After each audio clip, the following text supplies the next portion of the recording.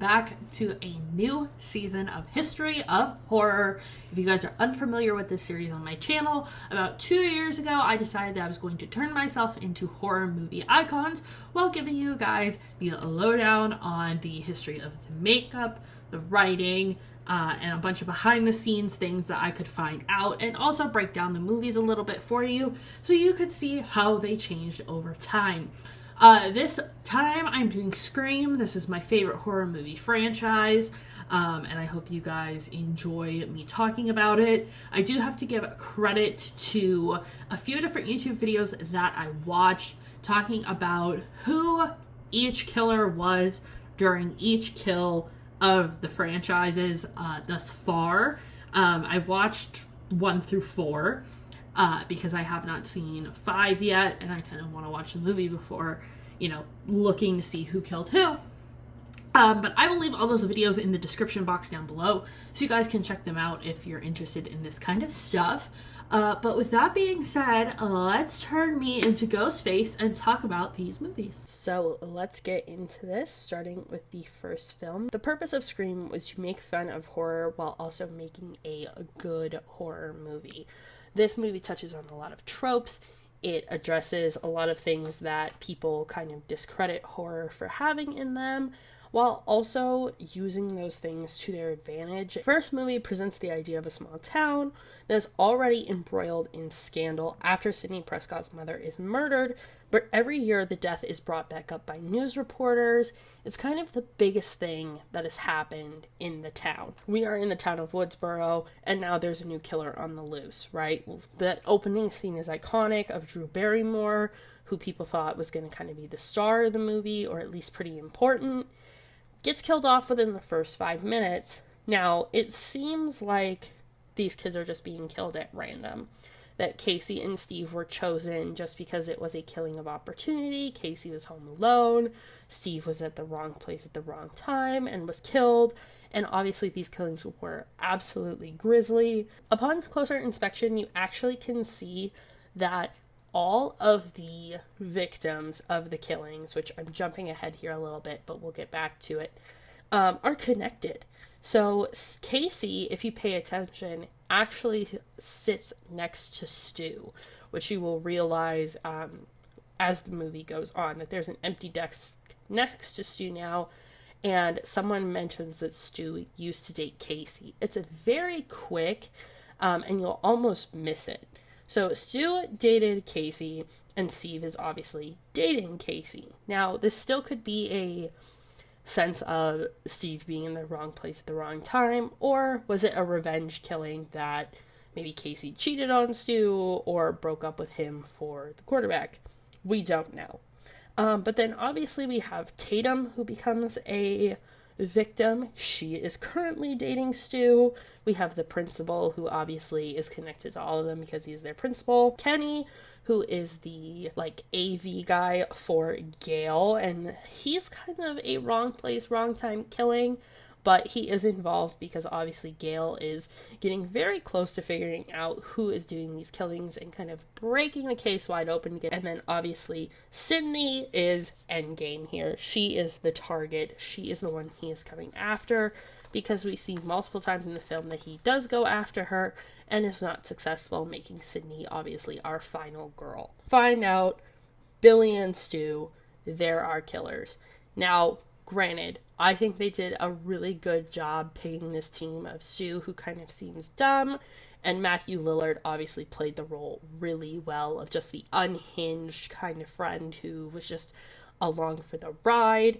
And then of course we have Billy, who was kind of the quintessential 90s bad boy that people found really attractive and wanted him to be the hero for Sydney. And then you find out he's the bad guy, and I think that moment fundamentally changed a lot of people and made them realize, I am attracted to red flags. And yeah, can't say I'm not in that category. Unlike other horror movies, once these killers are shot by Sydney, they are dead.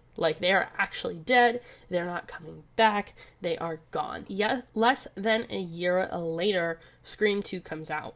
Now, this one, I wanted to address like why it came out less than a year later. A lot of it was because at this time the internet was really starting to get attention, and people were starting to leak information. And one of the things that leaked online was the Scream 2 script. That led to a lot of rewrites and a lot of reshoots, and ultimately they kind of had to rush production because they were afraid that a leak would happen again, people would lose interest in the movie, and basically the franchise would fall apart. Now, again, this provides critiques on how true events like Scream in the movie are modified and dramatized for movies, because at this point, Stab, which is the horror movies that were supposed to be based off of the events of Scream, so they're the movie within a movie, come out. And this is with no regard to Sydney, her friends that did survive, all the people who were involved, and creates this big horror franchise off of a very real event in this universe. But yeah, so this continues the tradition of the final girl being pursued for the sequel. So what we did get is a movie that's done very much like the first one, with our killer killing off a couple to start. And in this case, this was more of a public killing because it was in a movie theater. Then we have Cece Cooper, who is killed off, which you later find out in the movie, her real name is Casey. Dum dum dum.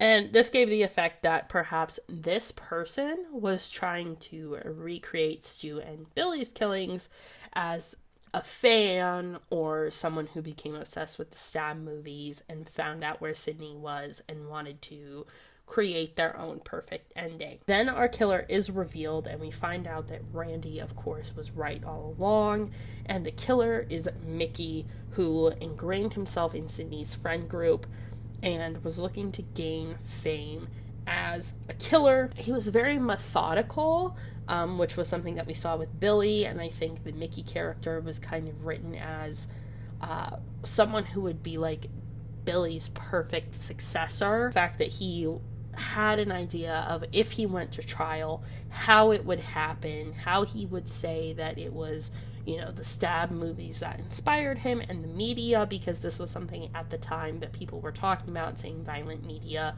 was causing kids to be more violent.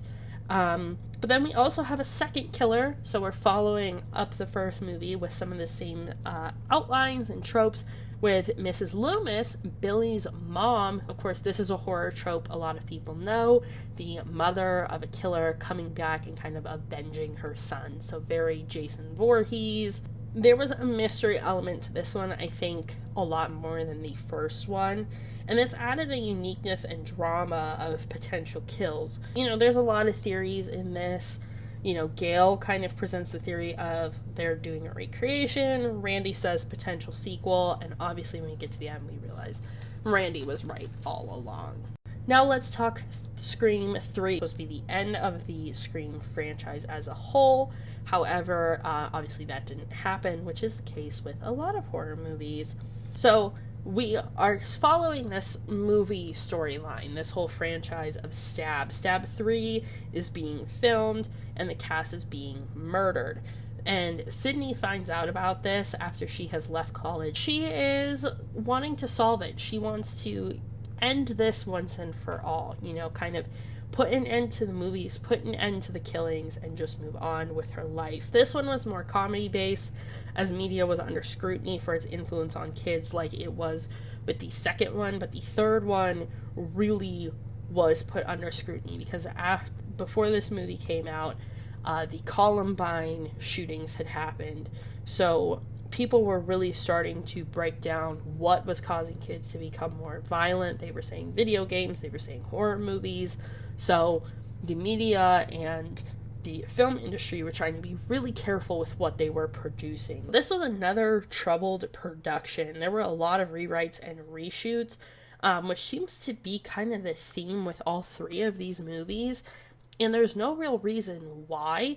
It's just things kept getting changed. So for this movie, Cotton Weary is back, and another copycat is hunting Sydney. Cotton Weary is basically trying to make himself famous off of the things that he was accused of. He's trying to this kind of martyr for falsely accused people, but also make himself famous off of it. We see Christine, who is Cotton's girlfriend, and Cotton are our first kills. So again, another couple is killed right at the start of the film, following the Scream formula that has been put out. Then we have Sarah, who is the star of the movies, and I believe she is supposed to play the Sydney kind of character, so it's kind of a pseudo killing of Sydney. And then Gail, Dewey, and Randy all appear in the movie in some capacity, whether it be through flashback or them actually being there. And the director, Roman, is killed, and then we have Tyson and Jennifer, who are actors in the movie, who are also killed. And then at the end, in a very new twist, we realize Roman is not dead, and he is the killer. Now, this ending, I think, to me, was a very good horror ending, even though it was a little ridiculous. The reveal that Roman is Sydney's half-brother was just something that kind of made sense in a way. Like, he reveals this long plan, how he convinced Billy to be the killer and wanted to frame Sydney for all of these new killings. And then the end gets a little convoluted because you find out that he stayed alive because he had a bulletproof vest on. But again, Sydney uses being underestimated to get one over on her killer again and again. And the final scene can be interpreted in a few ways because we see Sydney in her home with Gail and Dewey. They're going to watch a movie, and Sydney's front door opens and she doesn't close it. Now, when I was researching this part, I saw it in 3 different ways. If someone was really out there who wanted to come in and hurt her, she was saying, "Come in and get me because I have outsmarted 5 people who have tried to kill me, and I am not afraid to kill you too. I am not afraid to come after you because I'm Sydney Prescott and I can handle anything." 2, that all threats have been taken out now that Roman is gone. No one has any motivation to hurt Sydney. And Roman's motivations were all tied up with her mom and Billy's mom and dad, and you know, there's some crazy connections there, so I highly recommend watching this one. Or she has learned that leaving the front door open is a great way to leave yourself an escape route if a killer is coming for you. So then, as all great horror franchises do, they decided that they were going to make a 4th film, and this would be Wes Craven's final film before his death. Our first kills are in a movie because it's supposed to be Stab, and it's like Stab 8 or something, kind of picking on how horror movies just keep going and going and going. But our first real kills of people who are in Woodsboro are Jenny and Marnie, and they mime previous kills. We see someone in the garage door. That is like Tatum's kill, and I believe the other girl is killed like Casey. Every time there's a big party scene in these Scream movies, it means the final kills are coming, it's about to get really bloody, and we're gonna find out who the killer is. Kirby is stabbed and presumed dead. Now, if you've heard news of the next Scream movie coming out, that may not be true. It does seem that Hayden Panettiere is going to be joining the cast and coming back for the 6th installment. Again, we have 2 ghost faces are revealed. Combine motives of the first 2 movies' killers with the family ties from Scream 3. Just like Billy did to Stu, Jill betrays Charlie and kills him. Ironically, Jill achieves her desired status as a final girl, but audiences know that Sydney, Gail, and Dewey are really the only survivors. Can't talk about this franchise without mentioning the Scream TV show that ran for 3 seasons on MTV. Each season had a separate killer with different motivations, and there was some ties to them between seasons, but not anything super strong. However, I know there was no Sydney, no Gail, and no Dewey, which turned a lot of fans off to the franchise. We have Scream 5, which is a direct sequel to Scream 4. All of the victims in this movie are linked to the original set of victims from Scream 1, and that is slowly revealed throughout the movie. So, Sydney, Gail, and Dewey are back, of course, And this was actually regarded by a lot of horror fans as the best installment in the series. This one starts out with Tara getting attacked, but she is actually hospitalized, so she survives. So Tara is visited in the hospital by a lot of our characters, and that's how we get some information from each of them. We have Vince, who is Stu's nephew, and then we have Sam, who is attacked and is later revealed to be Billy's daughter. We have to take a pause here. How did Billy have a kid? Because I understand that he may have had a girlfriend or hooked up with someone while he was with Sydney or before Sydney or whatever. But to me, it feels like a cop-out to put a connection to Billy in that way. I think there could have been different ways that they could have made her connected to him. Now, I know in the movie, the actress that plays Sam is actually Skeet Ulrich's daughter, which is a very cool real-life connection, but I think something could have been done differently there. Back to the people who are killed. We have Wes and Judy Hicks who are killed, and then we have a party at Amber's, and we find out that Amber's house is actually Stu's old house. So we are going to get the climax of this movie, the same place we got the climax of the first movie, which is a really cool addition. So Liv is killed by Amber and Sam is killed by Richie, and they are both fans of the original Stab. The motive for these killings is to rewrite the Stab franchise following the movie critique that comes with each film. Sam's whole goal is to get fame off of this murder like Billy and Stu did. However, she doesn't get it because Gail decides that something needs to stop. She needs to stop writing about these killers. She needs to stop reporting on these killers because it is only spurring on new copycats trying to remake them and more movies to be made. So Sam actually receives absolutely no fame from the killings. Me again. So when I recorded this voiceover originally, I had not seen the trailer yet for the next installment of Scream, for Scream 6, because it wasn't out yet. But the sixth movie, from what we know so far, Kirby is back. So excited to see what they do with that. Sydney isn't back, which is going to be a very interesting twist on these films because how important she is. But it's pushing Gail to the forefront, which, given her status in the last film where she's kind of like, I'm done reporting on this, I want to see where that goes. Jenna Ortega is back, which she's blown up since the last movie, so I'm interested to see what she does. And also, this takes place in New York, which there have been a ton of horror movies that have taken place in New York before, like our Jason Goes to New York kind of thing. So, and this is on Halloween, and living in New York on Halloween, there's a lot of people dressed as Ghostface, so I can definitely tell how this is going to be scary, how everyone is going to be a suspect, especially knowing who's died and who hasn't. Also, they're giving Ghostface a gun. Like, the first, 15 seconds of the trailer blew my mind. And I'm definitely going to want to go see this in theaters. I think it's going to be amazing. I think it comes out in March, March 15th or something. It's very close to St. Patrick's Day. But yeah, this looks wild, and this Ghostface looks like they cannot be stopped no matter what. So hopefully it's not too ridiculous. It's a good end to the series.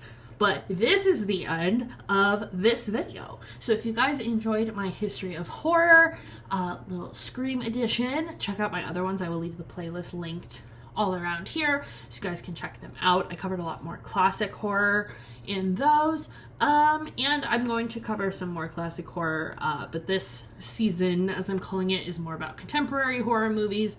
So if you have suggestions, let me know down below. I will try and get to them. But other than that, I hope you guys have a lovely evening, and go watch one of the Scream movies because they're great and they're my favorite.